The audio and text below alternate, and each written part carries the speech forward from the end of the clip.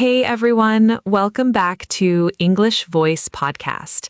I'm Elena, and today we have an episode that is going to be incredibly practical and incredibly useful for your everyday English conversations. And I'm Jax. And Elena, I love today's topic because it is so grounded in real life. Because every single day, every morning, every conversation with a friend or colleague, someone asks you, what happened yesterday? What did you do? How was your day? And being able to answer that naturally and fluently in English is such a fundamental skill. Exactly. Today, we are talking about how to talk about yesterday in English. The vocabulary, the grammar, the phrases, the expressions, everything you need to describe what happened, how you felt, what went well, what went wrong, and everything in between, all in natural, confident, everyday English. And what makes this topic so rich is that talking about yesterday touches so many different areas of English at once. You need the past tense, you need time expressions, you need vocabulary for activities, emotions, and reactions. You need to know how to sequence events. You need to be able to describe things that were planned and things that were unexpected. It is a complete English workout. Let's start with the foundation, the grammar. When we talk about yesterday, we are almost always using the simple past tense. And the simple past tense is the workhorse of personal storytelling in English. It is the tense that carries the story of what happened, moment by moment, event by event. I woke up early yesterday. She arrived at the office on time. He forgot his lunch at home. They finished the project just before the deadline. We had a really good conversation. In all of these, the simple past tells us that these events happened at a specific, completed time in the past, yesterday. And forming the simple past is usually quite straightforward. For regular verbs, you add ed to the base form. Walk becomes walked, talk becomes talked, finish becomes finished, work becomes worked, cook becomes cooked, clean becomes cleaned. These follow the pattern reliably. But, of course, English has irregular verbs that do not follow the ed pattern and simply have to be learned. Go becomes went, come becomes came, see becomes saw, have becomes had, get becomes got, buy becomes bought, eat becomes ate, sleep becomes slept, wake becomes woke, make becomes made, take becomes took, tell becomes told. These are some of the most common and most important to know. And in the negative, you use did not or didn't plus the base form of the verb. I didn't sleep well last night. She didn't have time for breakfast. He didn't go to the gym as planned. They didn't finish everything on their list. Didn't plus base verb. The verb goes back to its base form because did carries the past tense information. And for questions, did plus the subject plus the base verb. Did you sleep well? Did she call you back? Did they manage to finish in time? Did he say anything important? Again, base verb after did because did already carries the past tense. Now let's talk about time expressions. Because when you're telling someone about yesterday, you naturally want to sequence the events. You want to show what happened first, what happened next, what happened later. And English has a wonderful set of time expressions for exactly this. Yesterday morning, to talk about the early part of the day. Yesterday afternoon, the middle of the day. Yesterday evening, the later part of the day. Last night, after dark before sleeping. The night before last, 2 nights ago. Earlier yesterday, before whatever you are currently describing.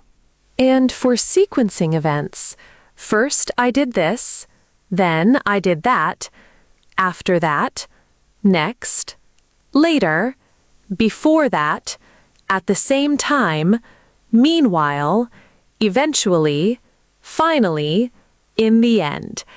These linking words and phrases are what turn a list of events into a proper story. They show the listener how the events connect and flow into each other. Let me give you an example of a full yesterday story using these connectors naturally. Yesterday morning, I woke up at 6:30. First, I made coffee and had a quick breakfast. Then I got ready and left the house around 7:45. After that, I took the bus to work. I arrived a few minutes early for once, which felt great. Later in the morning, I had an important meeting that went really well. Then, at lunchtime, I met a friend at a nearby cafe. Do you hear how the story flows? Each event connects to the next through time expressions and linking words. It does not feel like a list of separate sentences. It feels like a real, natural account of a real day. And that natural flow is what we are going for. Now let's talk about how to describe different types of events that might have happened yesterday. Because a day is not just a list of activities. It is a mix of things you planned, things that surprised you, things that went well, things that went wrong, conversations you had, feelings you experienced. And for planned activities that happened as expected, I had a meeting at 10 and it went smoothly. I went to the supermarket as I planned. I finished the report I had been working on. I met my friend for lunch as we arranged. These sentences are calm and matter-of-fact. They describe the expected course of events. I went to the supermarket as I planned. I finished the report I had been working on. I met my friend for lunch as we arranged. These sentences are calm and matter-of-fact. They describe the expected course of events. And notice those phrases: went really well, was a great success, managed to finish, was really pleased, had a wonderful time. These are the kinds of phrases that make your English sound natural and expressive, not just good, went really well, not just finished, managed to finish. The small additions make a big difference. For things that went wrong or did not happen as planned. The bus was delayed and I arrived late. I spilled coffee all over my shirt just before the meeting. I forgot to send an important email and my colleague had to remind me. My laptop crashed and I lost an hour of work. The weather was terrible and I got completely soaked on the way home. And for unexpected things that happened, out of nowhere, I ran into an old friend I hadn't seen in years. Something completely unexpected happened at work. I got a phone call that surprised me. I stumbled across something really interesting while I was walking home. All of a sudden, the whole plan changed. Those phrases, out of nowhere, something unexpected happened, all of a sudden, these are the signals to the listener that what is coming in your story is a surprise. They create a little moment of suspense. The listener leans in because they know something interesting is about to happen. Now let's talk about expressing emotions and reactions, because a great story about yesterday is not just about what happened. It is about how you felt about what happened. And expressing feelings naturally is one of the hallmarks of truly fluent English. Positive feelings. I was so happy when I heard the news. I felt really relieved when it was over. I was genuinely excited about the opportunity. I felt really proud of what we accomplished. It made me really happy to see everyone together. I was pleasantly surprised by how well it went. Negative feelings. I was really frustrated when the system crashed. I felt embarrassed when I realized my mistake. I was exhausted by the end of the day. I felt a little anxious going into the meeting. I was disappointed when the event was canceled. I felt quite stressed for most of the morning. Jax. Mixed or complex feelings. It was a long day, but very satisfying. I was nervous at first, but then I relaxed. It was stressful, but I learned a lot from the experience. I felt tired, but also really proud. It was challenging and rewarding at the same time. I wasn't sure how to feel about it, honestly. And those complex feeling expressions are so real and so human because most days are not simply good or bad. They're a mix of things. And being able to express that complexity in English makes your communication so much richer and more authentic. Now, let's talk about how to talk about conversations and interactions you had yesterday. Because so much of what makes a day interesting is the people you encountered and the things you said and heard. I had a really good conversation with my colleague about the project. My manager gave me some really useful feedback. I spoke to my family in the evening, and it was lovely. I ran into an old friend, and we spent an hour catching up.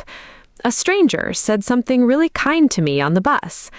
I had a difficult conversation with someone, but I think it needed to happen. And for reporting what someone said, she told me that the deadline had been moved. He said that everything was going according to plan. My manager mentioned that she was happy with my progress. They let me know that the meeting was canceled. She pointed out something I hadn't noticed before. He reminded me about something I had completely forgotten. Those reporting verbs, told, said, mentioned, let me know, pointed out, reminded, these are the tools of indirect speech in storytelling, and using a variety of them, rather than just said every time, makes your story feel much more dynamic and natural. Now, let's talk about how to wrap up a yesterday story, how to bring it to a close and give your listener a feeling of how the day ended overall. Because a good story has a beginning, a middle, and an ending. The ending is what leaves the listener with a feeling. And sometimes a day ends in a less satisfying way. I went to bed exhausted and a little frustrated. In the end, it wasn't the day I had hoped for, but I learned from it. By the time I got home, I just needed to rest and reset. I went to sleep hoping tomorrow would be better. And those honest, imperfect endings are just as important and just as valid as the triumphant ones. Real life has both, and being able to express both with honesty, with vocabulary, with the right phrases is what real English fluency looks like. Now, let's do a full practice, a complete yesterday story using everything we have talked about today. I'm going to tell you about my yesterday, and I want you to notice every grammar structure, every time expression, every feeling word, every connector. Go for it, Jax. Yesterday was quite an eventful day. I woke up at 7, made myself a strong coffee, and had a quick breakfast. Then I got ready and headed to work. First thing in the morning, I had a team meeting that I was a little nervous about, but it actually went really well. My manager said some really encouraging things about the project, and I felt genuinely relieved. After the meeting, I spent most of the morning catching up on emails. That is already sounding so natural. Keep going. At lunchtime, something completely unexpected happened. I ran into someone I hadn't seen in almost 5 years, an old university friend. We grabbed coffee together and spent almost an hour just catching up. It was such a lovely surprise. After lunch, I went back to the office feeling really energized. The afternoon was busy but productive. I managed to finish a report I'd been working on for days and sent it off just before 5 o'clock. Beautiful. The time expressions, the simple past, the unexpected event, the emotions, it all flows so naturally. Then, on the way home, the bus was delayed and it started raining heavily. I didn't have an umbrella, so I got absolutely soaked. By the time I got home, I was tired and a little fed up, but I made a warm meal, sat down with a good book, and by the end of the evening, I felt much better.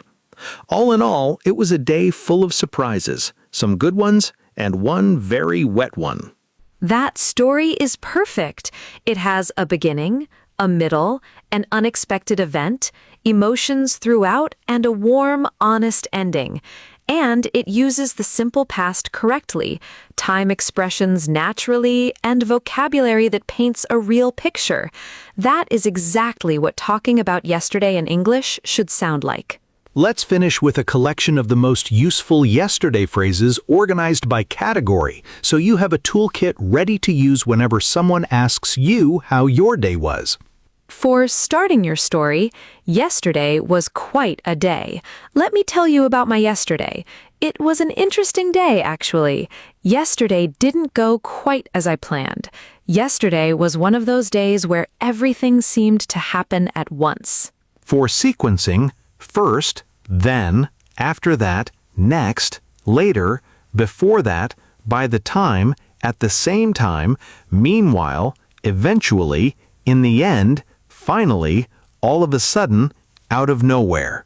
For things going well, it went really well, it was a great success, I was really pleased with, it turned out better than expected, I was so relieved when, I felt really proud. For things going wrong, it didn't go as planned. Something went wrong. I got completely stuck. I ran out of time. I forgot to. I spilled. I missed. I arrived late. It was more difficult than I expected. For unexpected events, out of nowhere, all of a sudden, I ran into, something completely unexpected happened. To my surprise, I didn't expect, it caught me off guard. I stumbled across. And for wrapping up, overall it was a good day. In the end, everything worked out. All in all, it was a mixed day. By the end of the day, I was exhausted. I went to bed feeling the day ended on a really positive note. That is your complete toolkit for talking about yesterday in English. Practice telling someone about your yesterday every single day. It does not have to be long. Even 3 or 4 sentences is enough. The habit of narrating your day in English is one of the fastest ways to build real fluency. Because fluency is not just about knowing grammar and vocabulary in the abstract. It is about being able to reach for the right words at the right moment to describe your real, actual life. And your yesterday, your real lived experience, is the perfect place to practice. All right, everyone, that is our conversation for today. Thank you so much for listening to English Voice Podcast. If this episode helped you, please share it with a friend who is learning English. Practice talking about your yesterday every day. And remember, every story you tell in English is a step forward. We will see you in the very next episode. Bye, everyone. Bye!